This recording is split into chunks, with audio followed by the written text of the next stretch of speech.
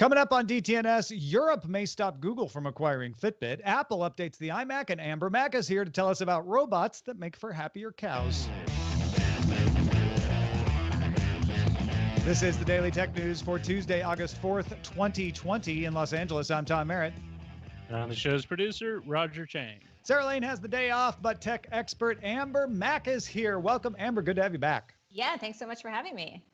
We were just having a good conversation with Amber about schooling from home, about the future of conferences with virtual events. If you want that expanded conversation, become a member and get Good Day Internet at patreon.com/DTNS. Let's start with a few tech things you should know.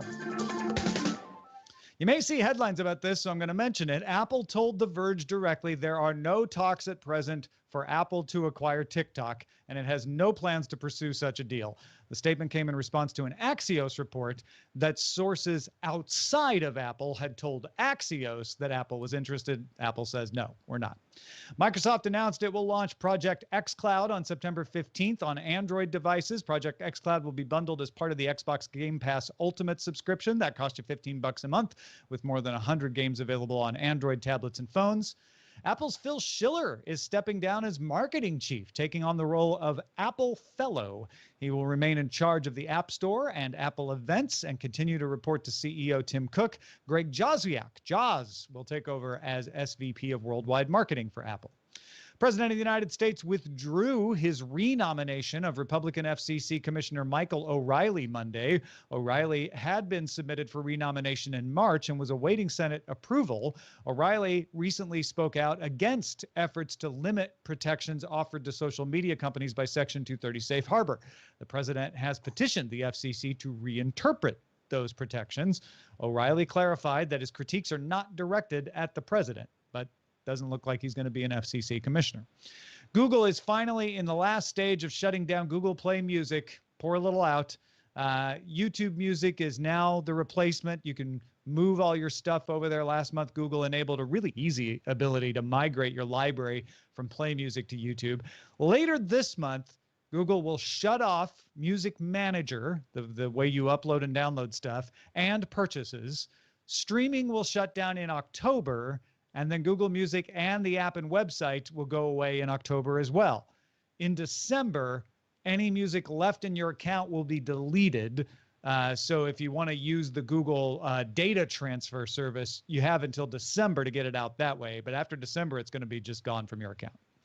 And Twitter alerted investors that the Federal Trade Commission might fine it up to $250 million for violation of a 2011 consent decree. Between 2013 and 2019, Twitter says an error caused it to target ads based on phone numbers and email addresses provided for safety and security purposes. The FTC is saying, we don't care if it's an error. I think we're going to fine you anyway. All right.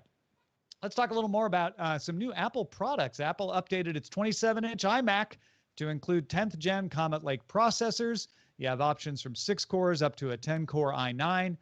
The model also now offers GPU choices. You can get the 5300 XT from AMD, the 5500 XT with 8 gigabytes of VRAM, or a 5700 XT with 16 gigabytes of VRAM. Speaking of RAM, you can also start all your iMacs with 16 gigs or pay to upgrade it to 128 of DDR4. Solid-state drives are now standard with a base of 256 gigabytes up to 8 terabytes, solid-state on everything. The 27-inch iMac also now includes the T2 security chip, a 10 gigabyte Ethernet port, and the webcam got upgraded to 1080p. And the mics are now the same studio quality microphones you find in the 16-inch MacBook, 2 on the chin, 1 on the back. The display now comes with True Tone for more natural color and an option for you to pay for a nano-texture, which is essentially the matte option. The 27-inch iMac didn't get a price change either. All these changes still start at $1,799, available now. And the solid-state drive across the line was applied to the 21.5-inch iMac as well, which also still starts at $1,099. Any of this make you want to run out and buy a new iMac, Amber? Yeah, I mean, I think one of the interesting things here is when you talk about the studio quality microphones and also the web camera and improvements there, it just reminds me of how many people are going to be working from home over the course of the next 6 months to a year, maybe even beyond that. And I think how much more important that particular feature will be for people who maybe didn't think much about it previously. And if you're wondering out there, ARM silicon, what about Apple silicon? That is going to come eventually, but Apple had said they would still have Intel-based models in the channel, and this is one of them. So these are Intel-based iMac updates. It's funny to me. The tech press couldn't seem to make up their mind whether this was a minor spec upgrade or a major upgrade. It kind of depended on which headline you read. Do you fall on one side or the other there? I feel like it's minor. I mean, really, if you look at the new iMac, I just feel like I also think we're in a time right now where I don't feel as though people are paying as much attention to these types of updates because there are bigger things to think about. So I think that diminishes a little bit the excitement around technology news where maybe we'd be impressed in the past. We're a little jaded these days. Yeah. You need to buy it for your work from home situation or not, right? It's not as much of a discretionary purchase. WhatsApp announced a feature to help you search the web for information about frequently forwarded information. Frequently forwarded information often leads to disinformation. A message forwarded more than 5 times already includes a little double arrow on it to let you know, hey, this is getting spread around a lot. It will also now have a magnifying glass icon on it. When you click on that magnifying glass icon, it'll open news results or other info related to the content in the message. The feature is being rolled out in Brazil, Italy, Ireland, Mexico, Spain, the UK, and the US. What's interesting about this to me, Amber, is that WhatsApp is end-to-end encrypted, so they can't see what the message is. There has to be an algorithm acting locally to guess what's in the message and provide that link. And I wonder how good that is. Yeah, I mean, that's going to make a lot of people who are concerned about privacy and who value encryption a little bit nervous. I would also go one step further. I think one of the things that's been a little bit discouraging, I think, when we look at the ecosystem of Facebook platforms and apps, is they tend to roll out different features for different platforms where a lot of these features would be great across the board, right? I mean, I think on Facebook, if you look at its shares and how content is being shared, I mean, it would be great to see something similar on the Facebook platform. They do the same thing with Instagram. I would argue that some of the anti-bullying features they have on Instagram to allow you to kind of block people and not let them know that they're blocked, those would be valuable over on Facebook. But they don't seem to share some of the knowledge that they have around improving those platforms, whether it's for privacy or security, or even just to stop the spread of misinformation and disinformation. Yeah, it is a revealing fact, isn't it, about the fact that these are different teams with different product roadmaps. You know, as much as we think of it as Facebook, I'm sure the people at WhatsApp are like, yeah, it would be great to put that anti-bullying feature in, but we have, this list of priorities that our manager gave us, and it would take someone unifying the product up at the top to sort of coordinate that. But I think you're absolutely right. It would be nice to see this magnifying glass type thing show up on Facebook, show up on Instagram, at least the concept of it, even if it's implemented slightly differently. Yeah, and it just makes me a little bit nervous that they wouldn't do that, right? I mean, because it makes me think is that many of the things that you hear about Facebook as a platform in terms of how they're making an enormous amount of money are in fact because all of this information is shared so readily and so many times among people, even if it is misinformation or disinformation, the algorithms kind of push that to the top like they would on YouTube or other platforms. So that it just feels to me, it's something that just doesn't sit right. It made me think when you were talking about this, and I hadn't thought about this before, the one difference is Facebook can see your message. So they can actually do more than just a magnifying glass icon. They can put an actual label, they can put fact checking, et cetera. So maybe that's part of the difference here. I don't know. Yeah, I mean, it's a great question if we get a chance to ask them one day. Yeah. Sony reported a 53% increase in net income last quarter, beating estimates for operating profits. So I occasionally tongue-in-cheek call Sony an image sensor company, but it's not true this quarter. Video games led the way with revenue up 33% to $5.6 billion in the video game sector of Sony, led by The Last of Us Part 2, which saw 4 million units in its first 3 days. I think that's the biggest selling first party game in 3 days that they've ever had. Ghosts of Tsushima also sold 2.4 million units in its first 3 days, but that released after the quarter was over. So its sales will be reflected on the next quarter's results, but it does bode well for that. PS Plus subscribers rose 3.4 million to 44.9 million. Sony forecast that its image sensor business which usually is its strongest division, as I said, will see operating profit for the year fall because of weaker demand for high-end smartphones. They said it'll eventually bounce back, but this year is going to see a bit of a dip. And you might think movies would be a soft spot for Sony too. And yes, theatrical revenue fell to $6 million. Think about that. Like one movie usually makes $100 million. So theatrical revenue for Sony Pictures Entertainment last quarter was $6 million, but home entertainment revenue rose 60% to $319 million. The growth, along with reduced advertising expenses, because they didn't have to spend a bunch of money putting trailers in front of sports games and stuff, led Sony Pictures to have its first profit in this quarter in 5 years. Now, it usually is profitable in the December quarter when all the blockbusters come out, but this is the quarter where it usually loses money, and the rest of the year makes up for it. I found that fascinating that when they stopped putting out movies, they had a more profitable quarter in the spring.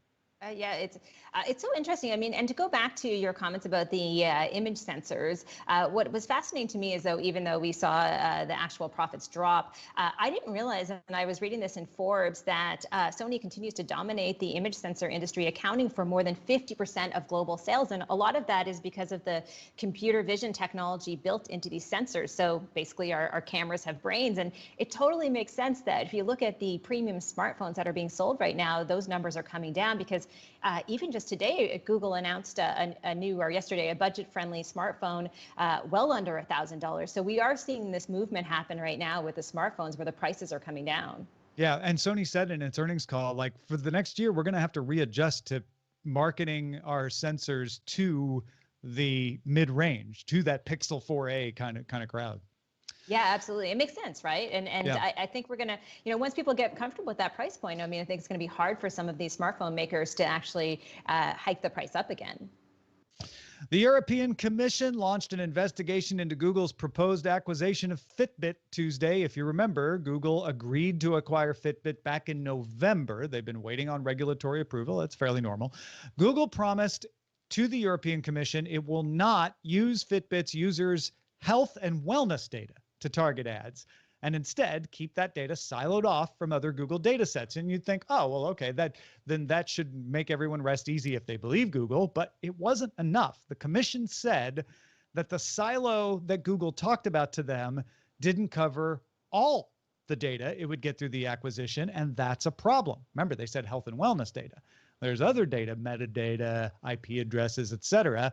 Even non-health data like that, in the European Commission's opinion, would increase Google's advantage at personalization and targeting over competitors.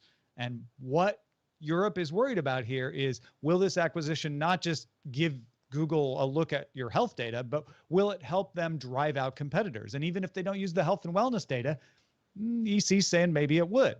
Google posted Tuesday that this deal is about devices, not data.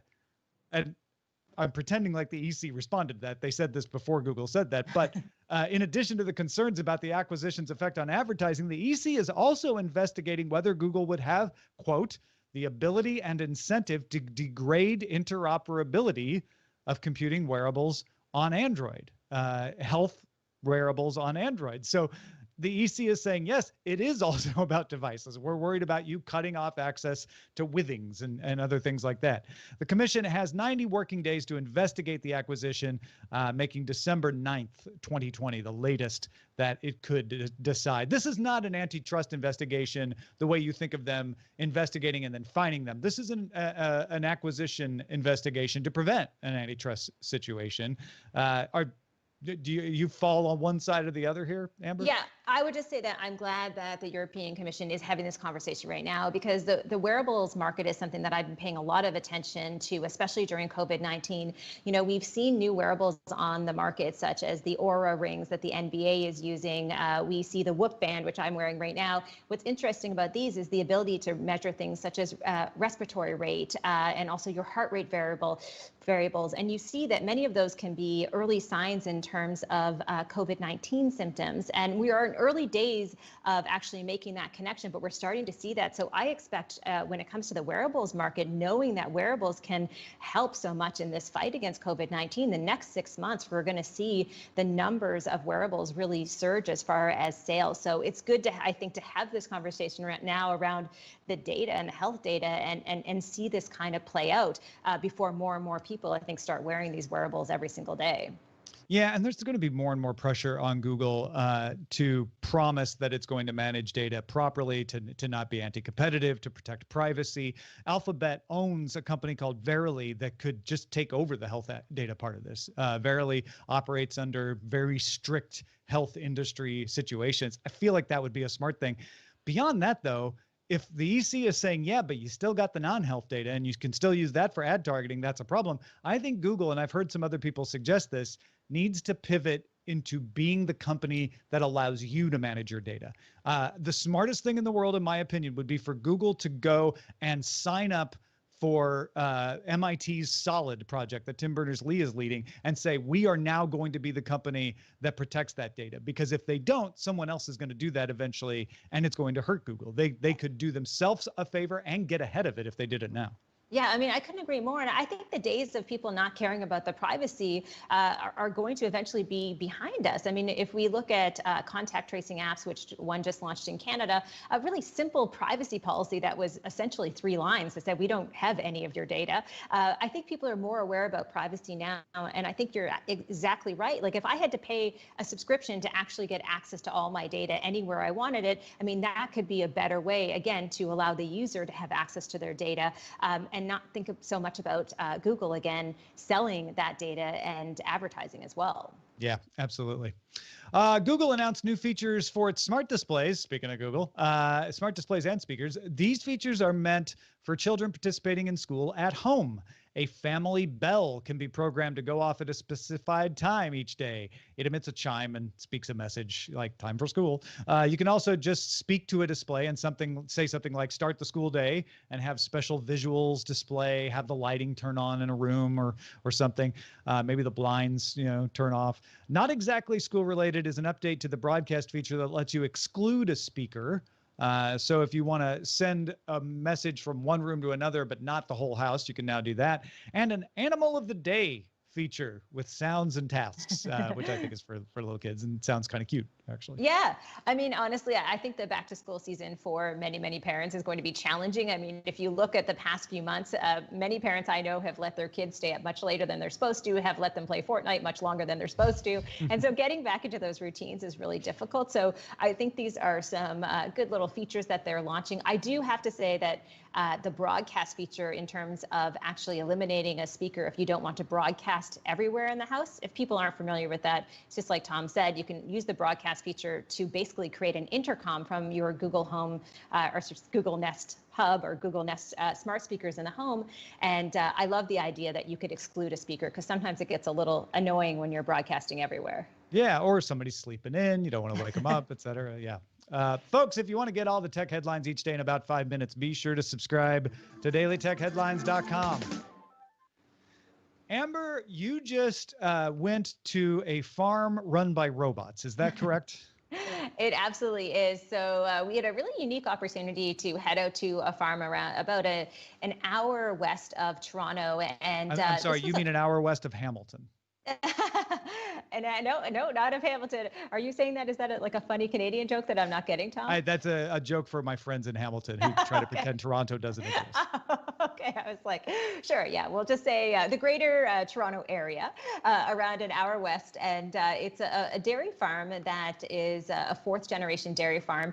It had been entirely manual. And what was really interesting is they have switched to robots to essentially run the dairy farm because they just didn't have enough hands anymore. They had people helping them who were no longer able to help. The family wanted to hold on to the farm. The only way to do it was to introduce robots. So they have a milking robot.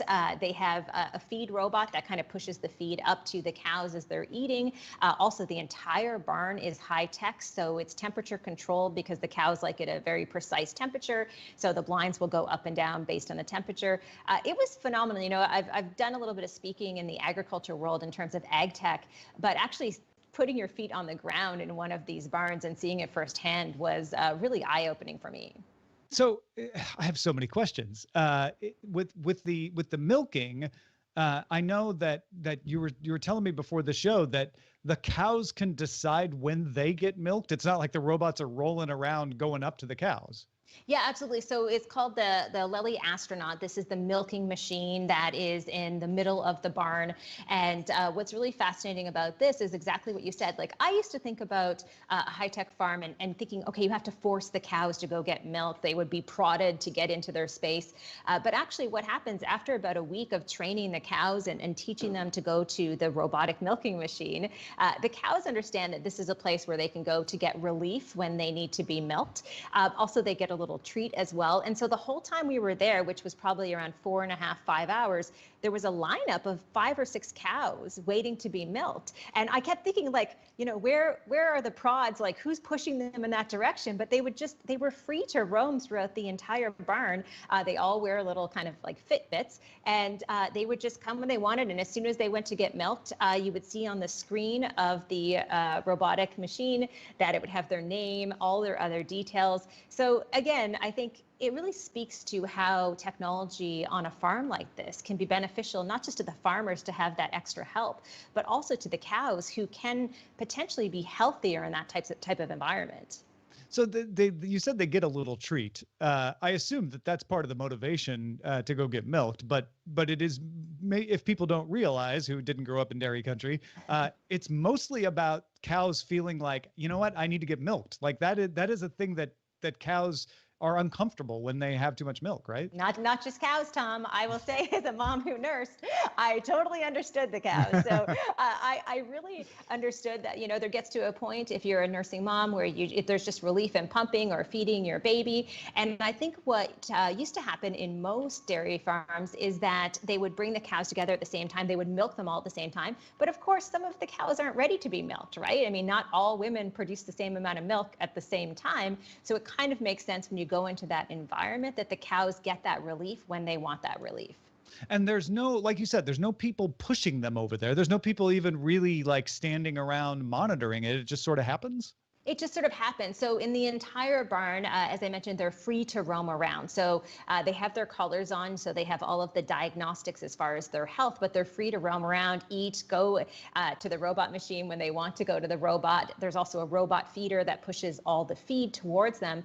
But you're right. I mean, I had a lot of misconceptions before going there. I would have thought that, you know, the cows were chained up. They were in tiny little stalls. They weren't free to roam. And what I saw with technology, again, is that I believe that the welfare of the cows is actually enhanced because of this technology, because no longer does a farmer have to come and kind of guess if the cow isn't healthy. They'll get an alert on their phone because they're measuring all of those health diagnostics. And this robot, I mean, it's really kind of a big station with some moving arms and stuff to do the milking and everything. It does not look welcoming, to be honest. Well, have you ever seen a pump in terms of a breast pump You're right. for a woman? Those it doesn't also look welcoming look either. welcoming. Yeah. I don't think there's anything sort of attractive about the pumping process, whether you're a human or a cow. Okay. Yeah. So I would say you're right. I mean, I think the interesting thing, again, is that the cows are coming there on their own to be milked, and because it does give them that relief, and because the actual pump will sort of measure their teats and understand, because they know which cow is coming up, it starts to learn the comfort level of being pumped. You know, that's probably not going to happen with a human, right? Especially Right. at 4:30 in the morning. Yeah, it's you're just bleary-eyed sitting on a with a pail. So yeah, pretty much. This is definitely better. Then now we're focusing on the milking here, but there was some other technology in the operation as well. You mentioned the trackers, the Fitbit-like things on them. What is there anything else that we missed that we should talk about? Yeah, so there was a feed robot. So it looks a little bit like R2-D2. This is something I never realized either, is that oftentimes if you see a cow feeding in a barn, they're sorting through all the feed because they like certain parts of the feed better, but they're pushing a lot of it away with their noses. And so what has to happen in the barn is that the feed is always pushed towards them. Historically, for decades, that has actually happened manually with a farmer who comes in and pushes the feed towards the cows, every couple of hours or however much they need to do it. Now there's this R2D2 little robot that comes along and is constantly pushing the feed towards the cows. So that was another interesting experience. And the particular dairy farm we were at, the woman who's a fourth generation farmer, she said her grandfather used to do that job. He left the farm. He was almost 100 years old. He's still alive, but now the robot has replaced him, and they've named the robot after the grandfather, knowing he has assumed responsibility of that particular job. He has a legacy. He has a robot legacy. That's amazing. We can only wish for as much as humans. Yeah, right. That's really cool. I was reading about some of this kind of technology in the Columbus Dispatch, and they noted that this isn't really new. It's just advancing. Somewhere between 2 and 3% of the approximately 36,000 dairy farms in the United States use automated milking systems. And Douglas J. Reineman, professor of biological systems engineering at the University of Wisconsin-Madison, said the 20-year trend in the U.S. is that the number of cows milked with robots has been doubling about every 3 to 4 years. So this is an up-and-coming trend. Yeah, it absolutely is. And it was interesting talking to this particular woman because she had said that they used to get up at 4:30 in the morning. I already mentioned that. Now with all of the robots in the barn, they don't have to get up until about 7:30. So she was saying even for the health of the farmers who typically, it's a grueling job, right? It's very physically intensive. She said even for them, they were all feeling better and healthier because of all of this technology. So I asked her, I said, are you worried that this is taking jobs away from farmers? And she said, well, there's a lot of people who don't want to work on these farms, number one. And she said there's a lot of families who want to keep these farms, and they're only able to really maximize their production if they put these robots in place. Yeah, this is one where agriculture in particular has a labor shortage. We've talked about that before on the show. And while there are situations where automation does replace or push jobs into other arenas, and we have to pay attention to them, this is one where it actually helps the farmer avoid being taken over by a larger business, which I think is really interesting and really cool to look at. Also, Absolutely. Up with the cows now means robots. Yeah, it's, I think it was fascinating too, just to think about the cost savings overall with some of this technology on the farm. It's a huge investment, but you can reap the benefits of that over the years. Well, thanks to everybody who participates in our subreddit. I know in the past you've sent us some good agricultural stories there. Keep them coming. Submit stories and vote on them at dailytechnewsshow.reddit.com. Let's check out the mailbag. Shara had a thought regarding the CAI tags with photos. Did you hear about this? We talked about it yesterday on the show. Adobe is putting in or pushing forward, along with Twitter and the New York Times, an open source standard to use encryption to have images have the ability to list the history. So you would know whether they were manipulated or not, right? Oh, interesting. It would be a way for you to tell, like, oh, this image has been changed. I can see how it was changed. It could also just be used for authorship to say, like, this image was created by me and nobody can change that. Shara said stock image providers like Adobe are going to love this. Stock image providers probably have a nice secondary income from people who are using their images without paying for them. If you download an image from a site and put it on your site, but Adobe actually owns the image, you get a letter saying pay them. Do you think this information is something Adobe could crawl the web for yet? This feels a bit like AWS to me, where Amazon made a thing for themselves, but now it's a product for the public. Adobe is keeping the "it's really for us" part quiet. Yeah, I think the fact that this is an open source project and that they're wanting others to come on board makes me feel a little less concerned about the AWS part of that. This isn't a private business for Adobe. It's something they really want to make an open platform. But you're not wrong that the digital rights management aspect of this is something that not only Adobe, but Getty and others could definitely take advantage of. Yeah, I could see that for sure. It reminds me, there is a company based here in Toronto called TinEye, and for many, many years, they've worked with some of these big photography companies that allows people who are publishers to essentially take a photo that they have the rights to and then match wherever else that photo has been on any website to potentially get in touch with the people who have used that image. So I think anything that kind of protects the creative rights of photography is a good thing, especially in this day and age where I think a lot of those people are hurting right now. Yeah, and if we didn't make it clear yesterday, it's optional. you don't have to put the history of the image in there. You don't have to put stuff in there. It does mean that you leave it open to be mistrusted if you don't.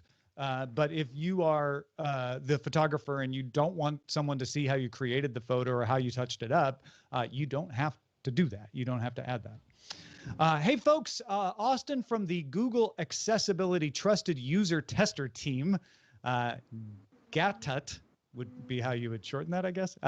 He got in touch with us because they're looking for volunteers in Canada to test Google products for accessibility needs.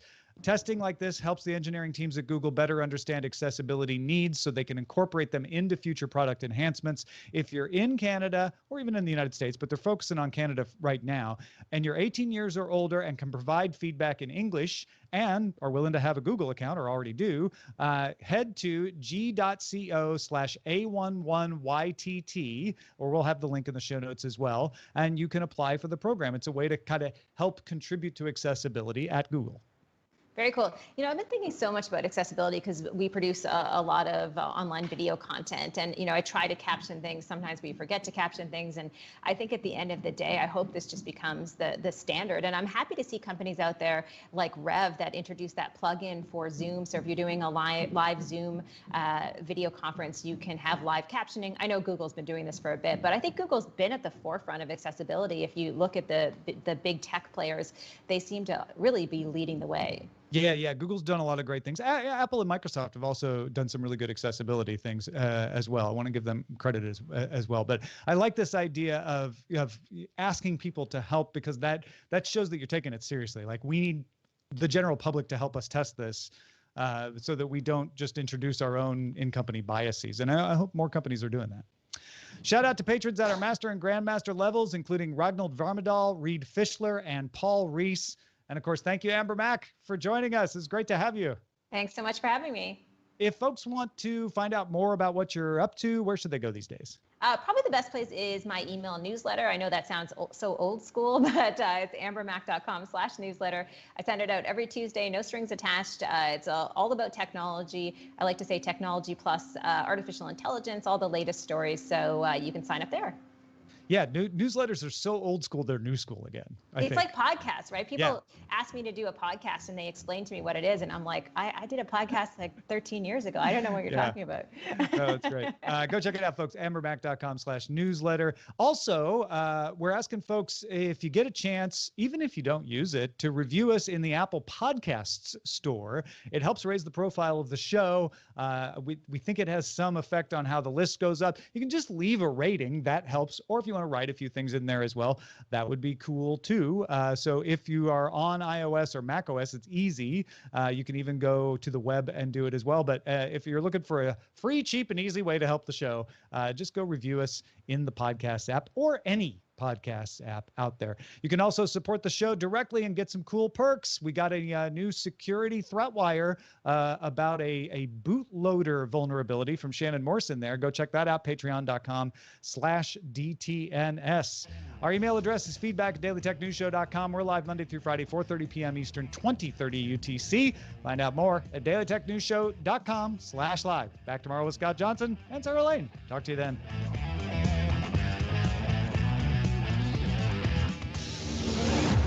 This show is part of the Frog Pants Network.